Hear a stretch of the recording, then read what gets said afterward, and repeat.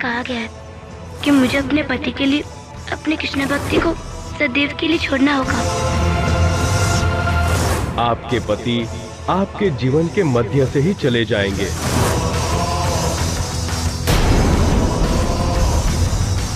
आप मुझसे नाराज हैं?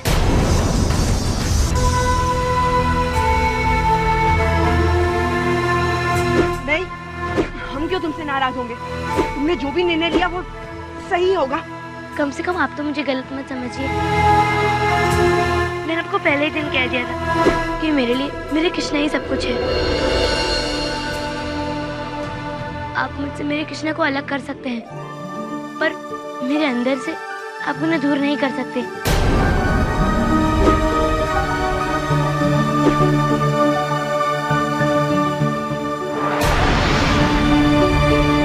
तुमने कहा ना, हमें कोई फर्क नहीं पड़ता। तुमने अपना निर्णय लिया, बस हो गया। तुम्हें जो मर्जी आए वो करो। हमें अपना अभ्यास करने दो। अभी हमारा अभ्यास छूट रहा है।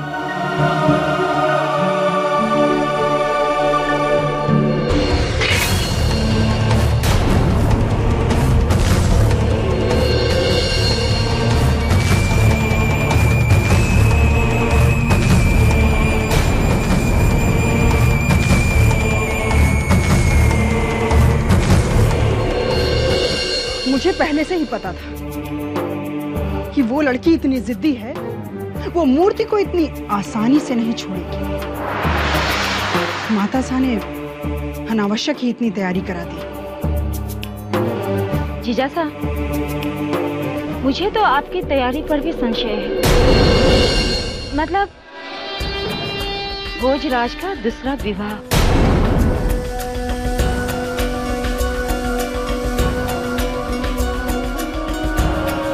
मुझे नहीं लगता है कि भोजराज इसके लिए तैयार होगा। क्यों नहीं तैयार होगा? मैं उसे अच्छे तरह से जानती हूँ, पर वो भी तो मीरा के व्यवहार से तंग आ चुका होगा ना।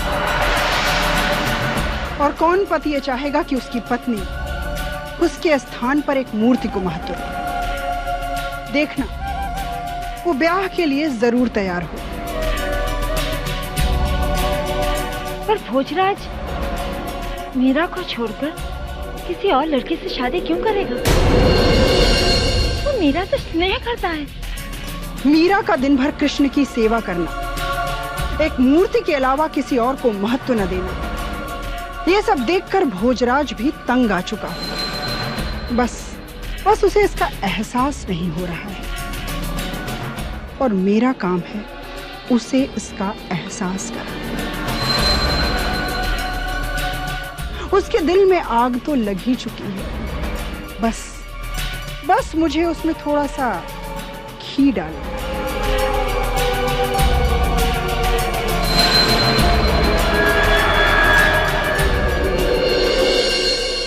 हरे कृष्णा, हरे कृष्णा, हरे कृष्णा, हरे कृष्णा।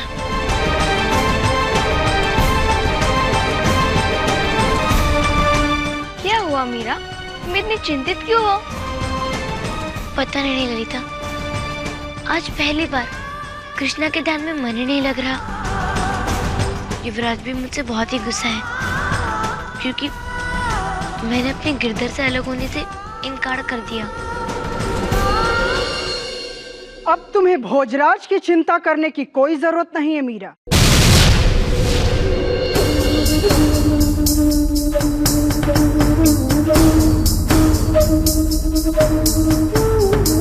और तुम्हें यह भी चिंता करने की कोई जरूरत नहीं कि तुमसे तुम्हारी मूर्ति के विषय में कोई कुछ पूछेगा। तुम जो चाहो वो करो।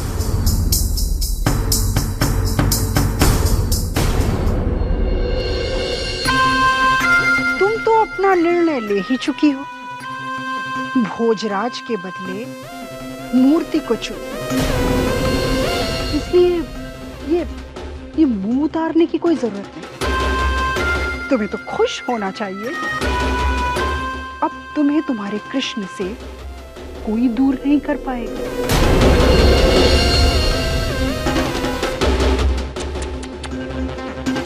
मुझे तरस आ रहा है तुम्हारे बाबू सा।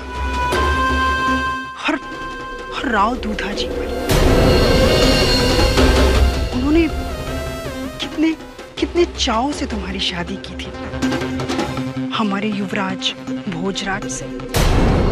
पर अफसोस, उन्हें जानकर कितना धक्का लगेगा ना कि हम युवराज भोजराज की दूसरी शादी कर रहे हैं।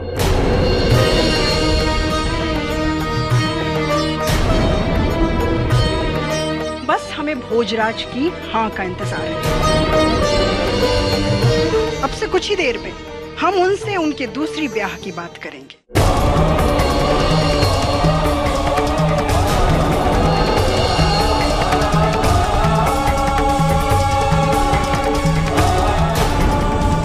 तुम्हारे बाबूसा और राव दूधा जी का चेहरा देखने लायक होगा, और तुम उन्हें अपना चेहरा कैसे दिखाओगी ये अब तुम जानो।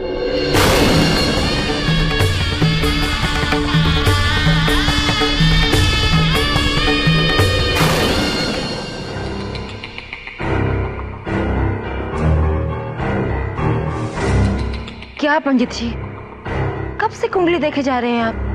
कुछ तो बताइए, कोई भी योग है?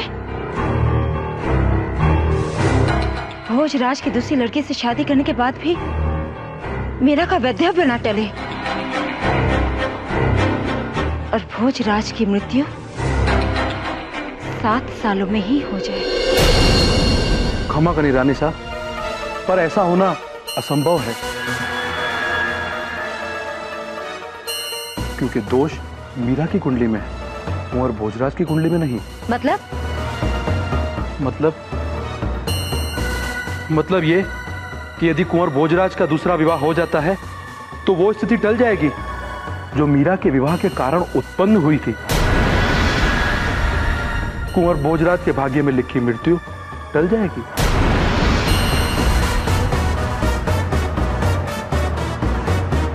भगवान करे भोजराज दूसरी लड़की से शादी करने से मना कर दे, नहीं तो भोजराज के साथ साथ मेरे बेटे का भाग्य भी बदल जाएगा। हुकुम साहब, मुझे आपसे कुछ जरूरी बात करनी है युवराज भोजराज के विषय में। क्या बात करनी है? हमने आपको आज तक इतना परेशान कभी नहीं देखा। बात ही कुछ ऐसी है राणा साहब, मीरा के लिए भोजराज का होना न होना कोई मायने नहीं रखता। वो तो उसे अपना पति तक नहीं मानती, उसका ध्यान तो सिर्फ अपनी मूर्ति पर रहता है। अच्छी है, ईश्वर के प्रति उसका ज्यादा लगाव है। बात अब बचपने से ऊपर निकल गई है राणा साहब, हमें भोजराज के विषय में कुछ सोचना चाहिए राणा साहब। आप कहना क्या चाहती है?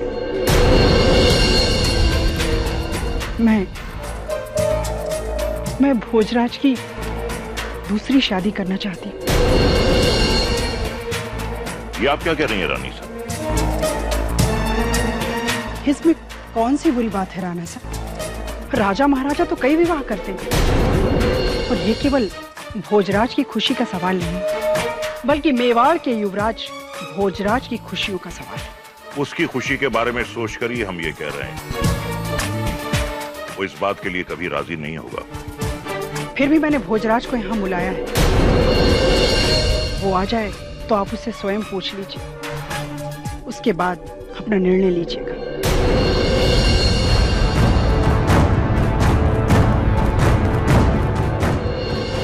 आप मुझसे ऐसा व्यवहार क्यों कर रहे हैं? मैं अपने सारे कर्तव्य तो निभा रही हूँ ना, आपकी सेवा तो कर रही हूँ ना, और वो सब कर रही हूँ जो इस घर की पिंजरी को करना चाहिए। मैं आपके मन की बात को समझती हूँ, तो आप मेरे लिए इतना तो समझो। क्या समझू मैं मीरा? यही कि मेरी शादी एक ऐसी लड़की से हुई जिसे मुझ में जरा सी भी दिलचस्पी नहीं है, जिसने आज तक अपने पति को उसका चेहरा तक नहीं दिखाया, क्योंकि वो उसे पराया मानती है। क्या समझू मैं? ये कि मेरी पत्नी ने मुझसे विवाह की रात कह दिया कि वो किसी और की है, किसी और को अपना पति मान चुकी है। मीरा, तुम्हारे जीवन में कृष्ण भक्ति बहुत महत्वपूर्ण स्थान रखती है, ये मैं जानता हूँ। लेकिन तुम्हारे जीवन में मेरा स्थान क्या है, ये मुझे आज तक नहीं पता। अपने पति को ना चुनकर, एक मूर्ति को चुनकर कैसा पत्नी धर्म निभा रही हो तुम मीरा? ये मैं नहीं जान पाया हूं अभी तक। कुंवर साहब, आपको बड़ी रानी साहब ने अपने दरबार में बुलाया है, अकेले। ठीक है, उनसे कहिए मैं आ रहा हूँ। जी।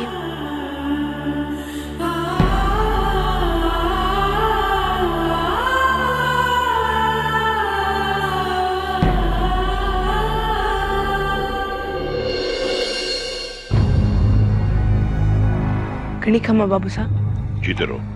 घड़ी खम्मा मामा साहब। खुश रहो। आपने हमें बुलाया? हाँ बेटा, मैं कई दिनों से देख रही हूँ कि मीरा का व्यवहार आपके साथ ठीक नहीं। बेटा भोजराज,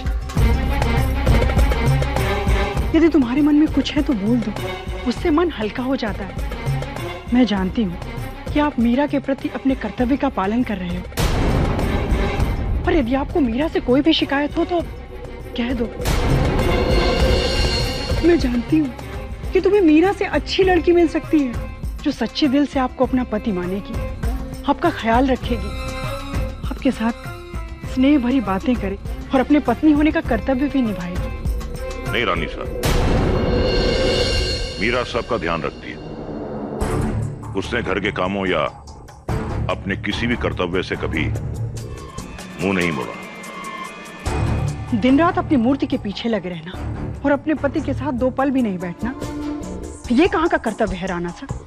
उसमें भक्ति भावना कुछ ज्यादा ही है, ये तो अच्छी बात है। ईश्वर की पूजा करने में क्या बुराई है?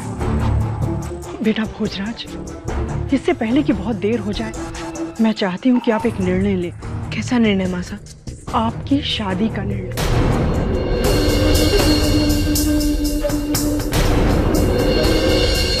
हाँ बेटा, मैं चाहती हूँ कि आप एक ऐसी लड़की से शादी करें जो सच्चे दिल से आपको अपना पति माने।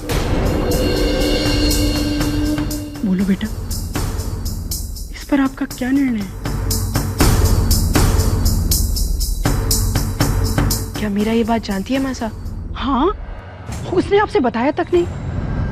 आप मुझसे ऐसा व्यवहार क्यों कर रहे हैं? मैं अपने सारे कर्तव्य तो निभा रही हूँ ना, आपकी सेवा तो कर रही हूँ ना। देखिए, इसी से तय हो जाता है कि उसे आपकी कितनी परवाह है। उसे तो ये भी फर्क नहीं पड़ता कि आप दूसरी शादी करने जा रहे हैं, और उसे फर्क भी क्यों पड़ेगा? उसके लिए तो अच्छा है ना कि उसकी मूर्ति पूजा के पीछे पड़ने वाला अब कोई नहीं रहे।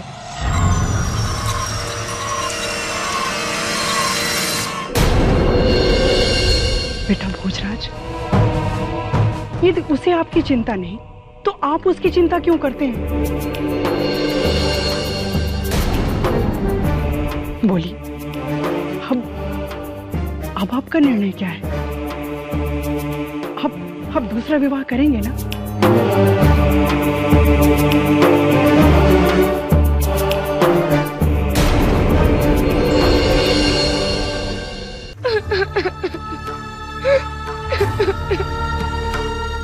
मुझे पता है, वो दूसरी शादी करने के लिए जरूर हाँ करेंगे।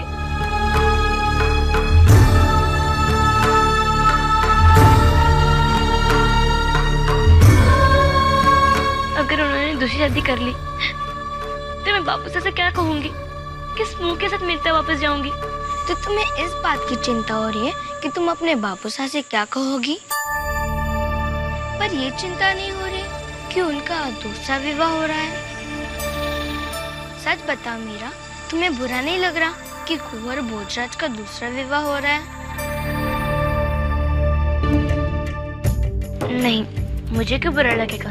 सच, अगर मैं तुम्हारी जगह पर होती और अगर मेरा पति किसी और के साथ शादी कर लेता तो मुझे बहुत तकलीफ होती।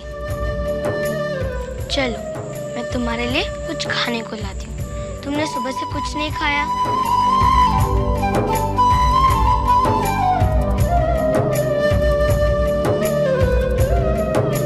मैं क्यों रो रही हूँ? मुझे चिंता करने की क्या जरूरत है? दूसरा ब्याह करे या ना करे, मुझे क्यों फर्क पड़ना चाहिए?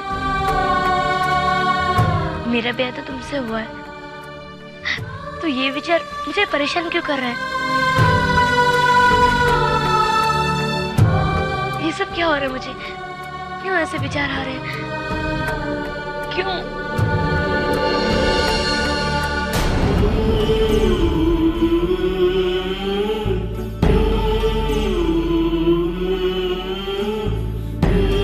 मीरा,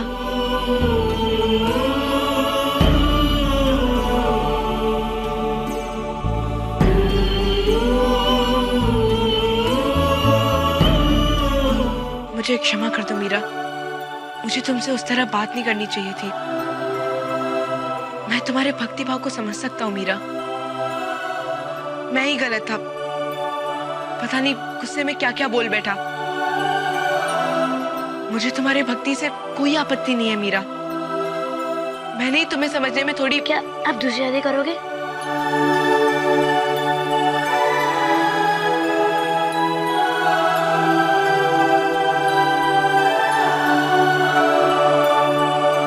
नहीं, मैं दूसरी शादी कभी नहीं करूंगा।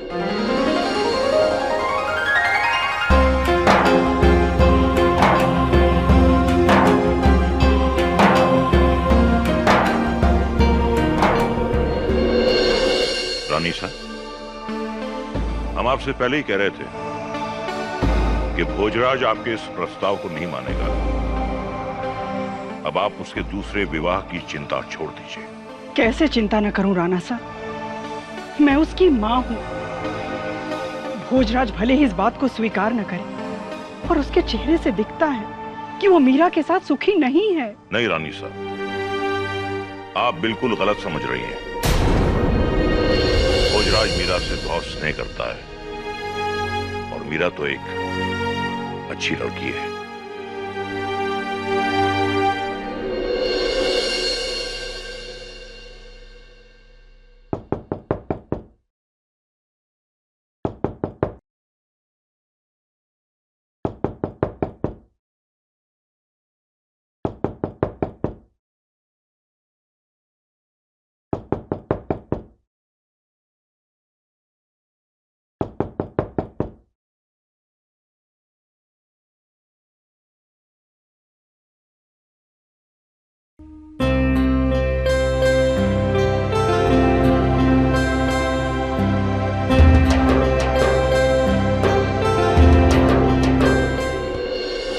देर से सोकर उठना बहु बेटियों के लक्षण नहीं है, और न ही उनके कर्तव्य। सुबह जल्दी सोकर उठा करो, ये तुम्हारा मेढ़ता नहीं है। अब जाओ, जल्दी जाकर तैयार हो जाओ, हमें महल से बाहर जाना है।